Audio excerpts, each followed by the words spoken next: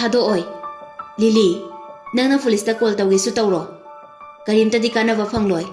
Aise, nangi assistant ni. Aduga, boyfriend su oiribani. Nangonda section dana kanada sixilu haino. Office tu da lairiba mi singdu makoida yengba yawnara'i. Lily su tomsinse mahaki assistant oibanina driver ohellaga chatpana farani khali. Tomthinda so dulang sili. Tomthinna gari da kakhalo chalasi hairami. Lily leptuna adum lei. Tomthinna makhut paiduna mamangi sitta phamu haina khodang paiduna pui. Lily Tomthingi makuto kanthokduna matomta laktuna mamangi situda kakhatuna famki. Tomthinna kardugi maikei amada mukchelaktuna driver sita kakhalактuna phami. Garidu thauba haurai. Lambida Tomthinna Lily nangdina tomtaga leire nungthilgi saklendi garina yamba chage haina hangi. Lily na madu nangna khangbagi na thaunate. Tomthinna Lily, nang sak thongba hairamoi haiba ai khangi. Nang nungti numit khudingi restaurant da dum chabra. Lily, kaisumta khumakte. Tomthinna chumamani haina khalli. Ai ngasidi nangi sak thongbige. Kaithel dagine mana masing khara lekisi. Thongdrasu yani. Nangna wabiyu haide. Restaurant da semba sinjak to. Nungti gi saradi nasado farroi. Ay susak ngam lame. Ngasidi nangi imungdo oina samina doini. Ngamoy, ay nangga samina ba? Nangi boyfriend ama oina nangbo afaba sinjak pijaduna haksang phana thamba haibase aigi thauni. Lily na boyfriend kaina nangi bo girlfriend leiraba haisiba. Nang hauzik phau nasinda aibu nuksi phongdokpa ngamdri. Adobo aikhoi anidi couple oikhiba kuirabani. Aina nangonda nungsi haina su phongdokre. Kisu kyarak tawkre. Konsu kyarak konkre. Pamaga thangbasu yaukre. Aya, ikai bayam khangdige. Ai nangbu boyfriend ni haina khankiba sungai leite ko. Adudi nang aina kiss tawbada yara iduna kaigino. Mathanga kiss tawbada di nang ne pregnant oiba soidrabani. Lily makutta pairiba bag tuna Tomthinda thoma i. Tomthinna makutna mating thokduna bag tunga i. Lily gari thauri pharak tarakani hairami. Tomthinna Lily sauri badu phanaba haiduna ngarang numidang hostel da thokiba thokdok tugi maram da lirami. Lily na masinda hasikana passing se afaba mata leitre. Nang dawna ne nupi na sokpa ngakta ngaire. Nupi leina atopa nupi amuka koiningise karigino khangdeme. Tomthinna business ki maramdasu wahang kaya hanglami. Lily di business ki maramda hanga adi yamna haraujai. Mana masing yonba kaithel amada khamduna makhoi ani kumtharai. Lily di mana masingi maramdadi thoidokna khangde. Nga maming phauba ayambana khangde. Maramdi mahak pokpadagi chak henzang amukta thongdri. Tomthinna Lily chak henzang hapnaba pukham tengkoti lekhidra. Yumda leibro haina hangi. Leye. Makhoi ani halaktuna Lily gi mayumda yauree. Lily gi room gi phazaraba decoration amadi sitnan badu ubada Tomthin masana masabu hangoijaba phawi. Kaadu upul marik ama phauba paiba ude. Tomthinna leirakliba mana masing amadi ngadu sakhumda pusinduna thami. Thongba thakpada sanggadaba machan masaksingdi amata watna leirami. Masina takpadi mahaksu sak henzang thongbase matomta soidana tamlamgani haina khali. Tomthinna Lily nangsu thongba thakbase aingondagi khar tamgero. Tamoy tali haina khomai. Tomthin pung amamuk jangba mathel kya marom sem sarami. Loireduna dining table da purak tuna thami. Lily ki kada sangduna chak loire hairami. Lilina, manam se yam nungsiye, yam haudong mali. Hairaga chaba hawi. Tomthin, sidi yam hawe. Nang se chumaina hiramgani haibadi thazarude. Haibani. Adunane, aina, aigumba puk phaba handsome oiba nupa phangaroi haido. Ba, yam nokninge. Aina haido lalabrane. Nangondagi lokhatpa yaba gun hairadi. Ikai khangdabaga chak thongba haibasiga si khaktani. Tomthin su Lily ga thangnana famduna chaminari. Lily se office ki dress setradi yamna fai. Isam samjaba nupi yamna mali. Chaba loiraga Lily ne kolik singdu chamukhige hai. Tomthin na ai losilagi yarani. Nang waramani chaba loirabani ne TV amuk yenguro. Lily na thank you. Nang asidi yam kanare. Kanani. Leiramo nang kada fazana. Ai si samba loiraga lake. Lily, mami to Tomthin di yengamaga mahaki kada changki. Tomthin, thabak pumba loiraga Lily gi kada changai. Lily, sofa da makhongdu konsinduna family. Tomthin na manakta changduna phamjili. Lily, masadu Tomthin dagi khara sathoi. Tomthin na tapna numit chupa office ki thabak tawbada waramlani. Masas ngayak tawbige. Wade, tawdrasu yani. Lily, nakanda lairiba table dudagi masin tumba kolom mama paiduna Tomthin da uli. Lily gi matawdu hek thengakpada kolom duna thingani hairibani. Tomthin na tawroi nangondagi ne aini hena wai. Lily na nangna ibu dinner ama pijabagi thagasari. Ado halo matamse thenge. Chaba loida ngairi. Minute 10 mukta pothaki ge kaino. Lily, mahaki gari da pung kya tare haina yengi. Makutta kolom dudi adum pairi. Ngaihak leibaga Lily na minute 10 fare nang chalo. Aina ngaihak leiba sida kyam kaige. Yum sida leirise natomtani. Loli oirakbaga yaudro. Lily na Tomthin da kolom du ullaga aidi tomta leibasine hena nungai. Boyfriend leitribani na lonely oibaga yaujade. Hoi phare. Nangna yamna lehaningdrabani na ai satlage. Nungai na tumuko. Good night. Lily na hoi nangsu good night. Tomthin thokraba matung thong amuk hangtoraktuna. Lily, nangsu aigi mangmangu. Aisu nangi mangmange. Horen mangdane aikoi ani kainom tawgadaba laiko. Haina laura i. Lily na chalo. Haina mona malangsili. Tomthin yam thuna thongdu ngasingduna mondu mangonda palhaude.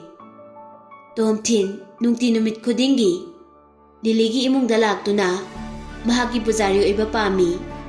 Wakhal khana khana mahanga leiriba rentu yaurai. Mahak yaurakpaga khamba yam pakhana sengthorai. Tomthin, ngasai helendo aiga khanabadagi thokibani. Haujipa hanjalaktri. Nang mahakbu lambidaga thengnaramra? Haina hangi. Aidi thengnaramdebu. Oh, aidi mangnedana. Aigi mobile phone dosu mahakna puraga thokre.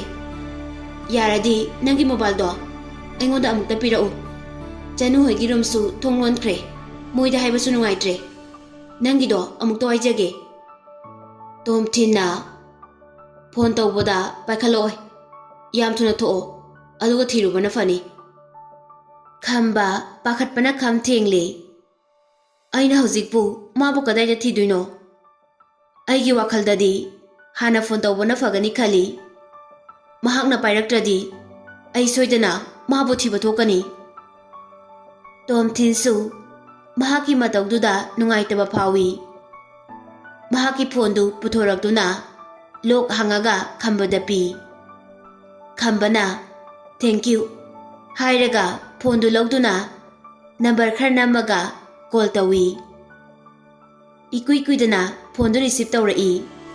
Khambana my dear nangbu kadai leige Khambana adumna kapli tauraga hangbaduda Tomthinsu khamba ikai khrani khanduna khara hantoi. Khambana Tomthin ai nangi phone se wari sanaba loiraga pirake ko. Tomthinna no problem. Helen do hana phajana themkho. Hairamlaga mahagi kada changki. Tomthingi kaduna khwaidagi mamang thangbada lai.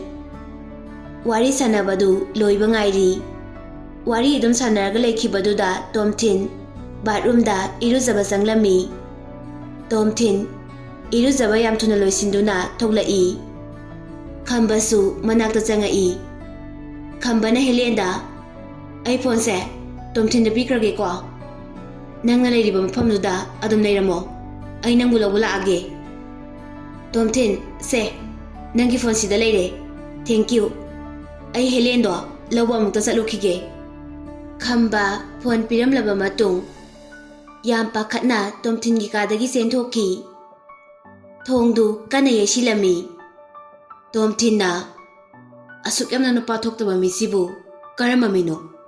Makhoi siniko mina adhamora hainarise. Tomthinna thongdu lonsinge haina thokpada Januga mahaki manang nupiga su thoglai. Januna Tomthin karigino hojikta thongkane yesilido kanano yamyangna senkriduna. Tomthin noklaga senkrido khambani ngasai Helenga khanabadagi Helendo thokibadagi hanjilaktre hai. Hajik aigi phone dagi tauraga wari sanakhrabani lawba chatkre. Ngasai moi anibu kayam thina khanakhrage. Januga manaw nupiga munna yingnei. Tomthin thongse matam ayambana lonsinduna adum thami. Adubu makhoina khanarabadi tafamdi thokpani. Adubu tadida khoidi. Janugi manaw nupidunasu da Tomthin chichena harise asumbani. Makhoi ani khanabagi makhol tade. Ngasidi moi anigi khonjel phawa sungta tade. Tomthinna hoi farese. Noina tadaba oiramgani. Jango noigi kada tumuroso thengkhrani. Tomthinsu mahaki thongdu lonsinduna phone da isai taraga tumthakri. Mathangi ayukta Tomthinna tumhagolakpada khamba amadi Helengi makhol amata taramde. Nahan khaidi makhoi aningan hagotlaga thabak hi hek tongminabani. Tomthinna makhoi ani ngarang ahing yumda hala amaroi haiba khangi. Tomthinsu matai manaw khanabanina thoina khanjilude. Yausiluraga chopaga tokani haiba khangi. Tomthin numitosu leijabun ama leiraga company da lai. Mahakna lakpa matamduda Lily laklamdri. Lily gi room da changduna lei asabadu amuka sintoi. Ngaihak leiraga Lily mahaki yamna professional oiba dress tu setlaga lai. Tomthin Lily na kaurapara yenge haina mahakna kauroi khali. Lily di Tomthin da kaubadi lairidana mamina fau yengamdana changki. Tomthin du ngaihak di office ki se sangkhara suduna leiri. Pung 10 mak tarakpa adoida nupa amana kana laubagi makhol tara ami. Nupa dogi khonjel du hana takhiba khonjel ni. Tomthinna khara thoglaaga yengtharakpada makhada Francis kaptuna leirami. Francis na Tomthin minai masa nang kada delay tholo usida. Tomthinna asidi Francis ni ne. Mahak ti sida kaidoba lakliba. Mahakna tholo haina kauriba se aini ne. Aidi video so upload tawkhiba leite. Mangonda aina ngarang phukhiba su leite. Meida su khuna sokhiba su leite. Aduga mana asukyam warongna kapliba sina kaigi. Tomthinna wakhal tawringai. Lily mahaki kadagi senthurai. Tomthin nakhoi ani kari tawkhiba yaurage. Karigino Francis na nangmu thiraise haina hangi. Aisu khangde makhada puna kumaga hangnu chilaw. Hairaga makhoi ani makhada kumai. Francis ki manak nasilakpa khudingi tariba khonjel du kankatpa sumsum helai. Company duda thabak tawriba mi singdusu loine yengna duna leirami. Security guard anina Francis na lauribadu khara taptau haina phathanaba hotnai. Francis su company amagi awang bofam paiba officer oibana chalo haina guard singduna tanbagi matikti leite. Tomthina Francis karino nangna tawrise haina hangi. Tomthina tholakpa maikei adomda Francis na yengthorai aduga Tomthin minai masa. Francis na chinchilaktuna Tomthin da khutumna thinge tawi. Tomthin na lukthaduna Francis ki makhongdu logduna tuhali. Francis yam thuna muk hagotuna Tomthin bu phuna bu hotnari. Tomthin na Francis karino nangna tawrise nganglibadu tade. Tomthin da khutumna amukasu thinge tawi. Tomthin na oina Francis ki chimbal mayada thili. Francis maning handuna tui. Lily chenthoraktuna Tomthin stop karigino nangna ma phurise haina hangi. Tomthin na Francis da khut thinduna Miss Lily aina mangoda kaishumna tawkhiba leite. Aina phudrabadi mahakna aibu phone gadra. Lily na aishu loina uhawi adubu nangna mangoda yam thina phubagi mathau tade. Aina thilido kinama khaktani. Yari lepo nakhoi ani amuk ana khanaba yade ko haina Lily na makhoi ani bu themjinbi. Tuduna leiriba Francis ki manakta kunthaduna Francis kayam thina soke naribo haina hangi. Tomthina Lily ki makhutto paiduna chingkhatli aduga nakanda khara chathokhali. Lily maga yamna naksinarunu mathong morang khangba mi nate. Tungda nangonda amuk revenge lawrakani. Lily na pairiba khose thado karimda tawroi. Francis tapna hagolaktuna Lily ai ngasidi Tomthin se hatriba makhai sungan haloi asukemna ikaiba khangdaba phattaba mesibu leramkhidra. Francis nangna paisa paibagi nupi munba ngambadi yai adobo khanabadadi nangumane mi tara punsilaga aiga lamba paba yakhiroi. Nayado asaba hapningadi amuka zangau inakta. Lily na Tomthin tumina layo. Francis da muk ansilaktuna Francis karigino nangna ikhang khangawdana laklaga Tomthin da khanaba haurise. Masigi nupase jagasida khwaidagi kai khangdaba mini mada halaga ai peladabani. Tomthin na ado nang maramdudi haibe aidana ngarang aikhoi ani wari sanabada kari hainaki. Nangna video du internet thadorakani haibadi ai thajarude. Hojikti aikhoi ki company da video du yengdaba mi amata yaudre. Nangbu ainadi lemna toai Tomthin. Tomthin na karino nangna ngangli duba video do hojik internet ta phangaba haise. Nang hojipo khangdaba sasinari. Ngasai aina office ta chatpada mayamna ingoda yengnaduna wari kya sanai. Aina employee ma koksinduna hangbadagi khangbani. Tomthin na video du aina thagatpadi nate. Website tu kari maming kawi. Website tu hojikmak search tawduna hosting provider du kanano yenge. Complaint tawduna take down tawhange. Francis sauna Tomthin bu zairi. Website tu gi maming di hairamde. Mahakna hairurabadi makhoi bu koishinduna yengliba mayamduna amu luini yengkhiduini. Tomthin na lao mathakta aigi laptop ta yenguse. Francis amadi Lily Tomthin gi maning inaduna lai. Lily na leiriba mayamduda nasa nasagi duty taw haina nganglami. Mayamdu luina sangnaki. Francisna website to hairaba matung Tomthina mahaki laptop tuda changaga yengi